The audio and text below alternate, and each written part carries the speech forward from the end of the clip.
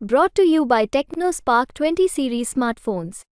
नमस्कार, मैं हूं उमेश मिश्रा। आप देख रहे हैं राजस्थान तक में हमारे साथ आज मौजूद हैं राजस्थान सरकार के कैबिनेट मंत्री अविनाश गहलोत। उनसे बात करेंगे। सर, आज आप धौलपुर दौरा है, तो आज क्षेत्रीय विधायक शोभा रानी कुशवाहा के देवर हैं उपेंद्र कुशवाहा, उनके चचिया ससुर कन्हैयालाल कुशवाहा समेत सैकड़ों की संख्या में उनके समर्थक आज बीजेपी में आपने शामिल कराया है। क्या कारण है कि उन्होंने घर वापसी की है? इससे पहले वो कांग्रेस से टिकट लिया, चुनाव लड़ा।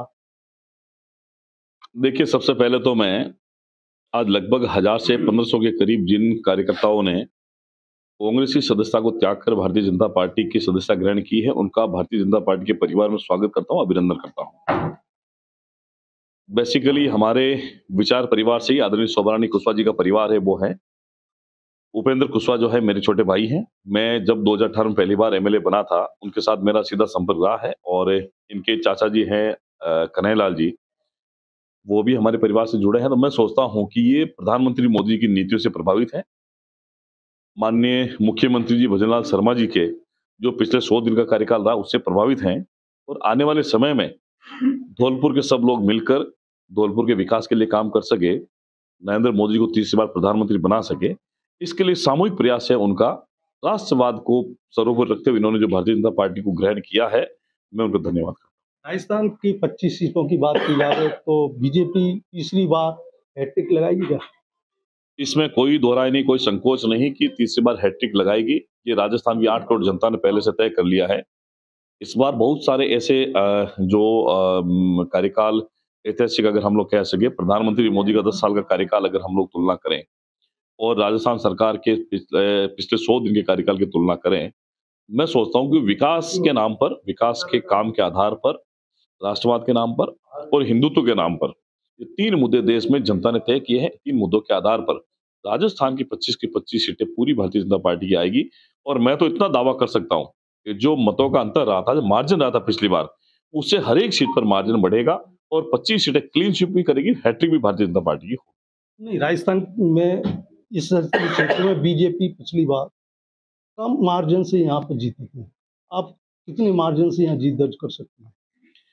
मैं सोचता हूं कि कम से कम 1 से 1.5 लाख वोट आज बढ़ गए इन मजबूत कार्यकर्ताओं की भारतीय जनता पार्टी के साथ जुड़ने से।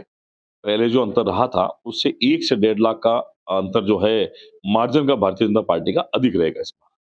पूर्वी राजस्थान की बात करें तो भरतपुर, धौलपुर के जाट लगातार आरक्षण की मांग को लेकर के आंदोलन कर रहे हैं। अब गंगा जल की सौगंध खा रहे हैं कि हम बीजेपी को अपना मत नहीं देंगे, अभियान चला रखा है। वहीं कुशवाहा समाज की बात करें तो कुशवाहा समाज भी आरक्षण और लवकुश कल्याण वोट को लेकर के भी नाराज है। देखिए, मैं सोचता हूं कि लोकतंत्र में हर एक व्यक्ति को, हर एक समाज को, हर एक संस्था को अपनी हक की लड़ाई लड़ने का अधिकार है। धौलपुर भरतपुर के जिस आरक्षण की आप लोग बात कर रहे हैं, मैं जिस विभाग का मंत्री हूं, वहां हमारी 3 सदस्य कमेटी बनी है।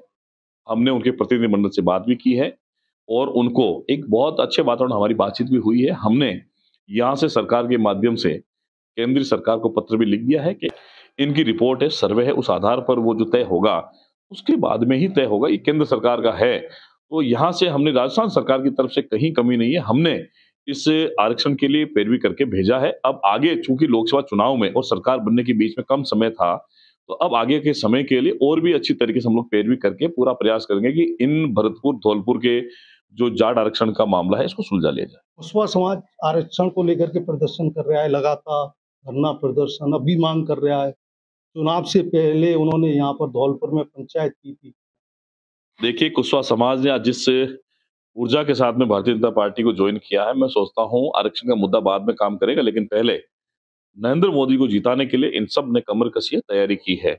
आज जो ज्वाइनिंग है बिना किसी शर्त के आधार पर हुई है। इन्होंने सिर्फ और सिर्फ नरेंद्र मोदी जी को और भारतीय जनता पार्टी को राष्ट्रवाद के नाम पर राष्ट्र में आगे बढ़ाने के लिए, भारत विश्व के शिखर पर कैसे पहुंच सकता है, भारत 5वीं से तीसरी अर्थव्यवस्था बड़ी कैसे बन सकता है, सैन्य शक्ति मजबूत कैसे हो सकती है, कूटनीतिक आधार पर, विदेश नीति के आधार पर आत्मनिर्भर भारत कैसे बन सकता है, सरकार का विजन अंत्योदय से सूर्योदय का है वो पूरा कैसे हो सकता है, संकल्प से सिद्धि का मंत्र कैसे पूरा हो सकता है, ये सारी चीजें जो है धौलपुर का कुशवाहा समाज समझता है। पढ़ा लिखा समाज है, हर एक अपनी समस्याओं को जानता है। मैं नहीं सोचता हूँ कोई और मुद्दे के आधार पर रहा होगा, लेकिन इतना तय है कि ये मोदी के साथ। संघ की बात करें तो मोदी की गारंटी और बीजेपी दो अलग अलग हैं, या मोदी की गारंटी या बीजेपी? देखिए, आज नरेंद्र मोदी का नाम सिर्फ भारतीय जनता पार्टी के लिए नहीं, इंडिया के लिए नहीं, लेकिन विश्व के लिए एक बहुत बड़ा नाम बन चुका है। मोदी ब्रांड है, मोदी है तो मुमकिन है। मोदी जी की जो जन कल्याणकारी नीतियां हैं, सरकार तो पहले भी रही है। आपने देखा क्या कभी कि कोई एक व्यक्ति मिलकर सांसद बना देता है? आज मोदी में वो ताकत है कि वो मोदी, नरेंद्र मोदी खुद एक व्यक्ति अपने विकास के मॉडल के आधार पर, अपनी ताकत के आधार पर, अपने विचारों के आधार पर देश में 303 सीटों के साथ में भारतीय जनता पार्टी को अगर सत्ता में ला सकते हैं, तो इस बार 400 पार क्यों नहीं हो सकता है? क्योंकि 10 साल में उन्होंने काम किए। ये मोदी की गारंटी है।